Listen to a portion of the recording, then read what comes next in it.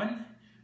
Today we had a chance to take a look at an Ohana CK-28 and belongs to a friend of ours, but I thought I'd do a quick review of it so you could see what this interesting concert-sized uke is all about.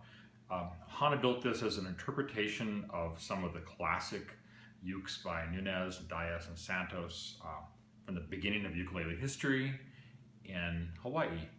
And it harkens back to a lot of that same kind of style with rope binding and this really interesting detail of having a fretboard that's flush with the body.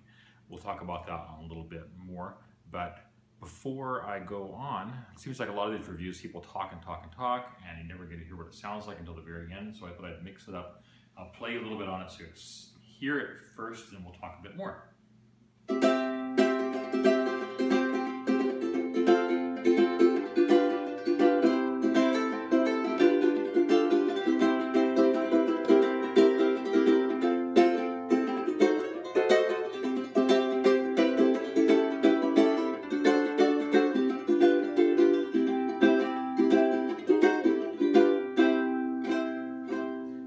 Very loud. This has a huge voice, louder than most of the other concerts I've played by Ohana. It is pretty sweet sounding for being brand new. So I'll go over a few of the features of this so you can see a little bit more about it. It has, as you can see, quite a lot of rope binding around the sound hole, around the front and back of the instrument. This is made out of wood. It's a dark and light wood alternating. It has a stripe of rope binding going up the middle of the fretboard, which is kind of funny looking to modernize, but it's fairly common on instruments from that time period in the early 1900s, late 1800s. Rope binding up the middle of it here. You'll notice there's no Ohana logo on the front.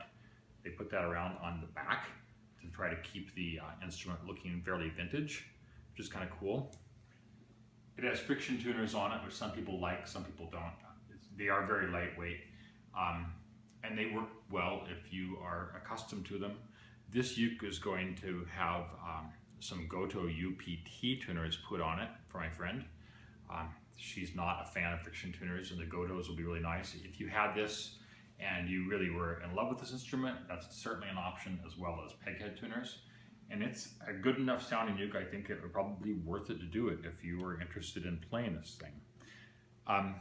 One of the cool things about it that I really do like is the fact that the top up here is totally free of anything impeding its vibration.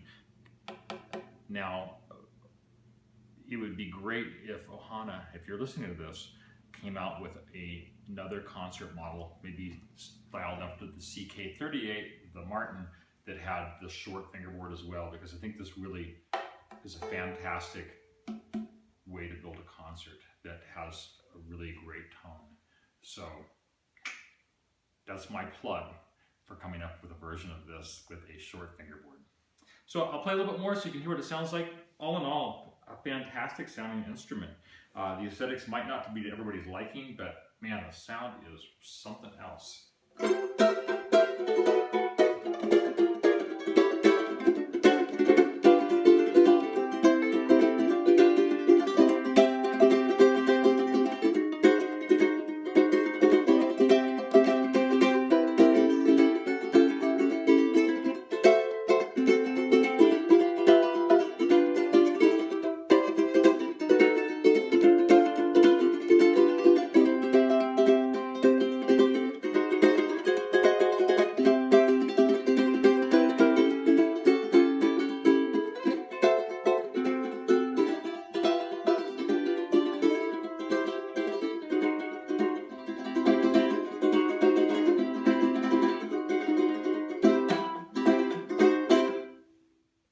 Thanks. See you next time.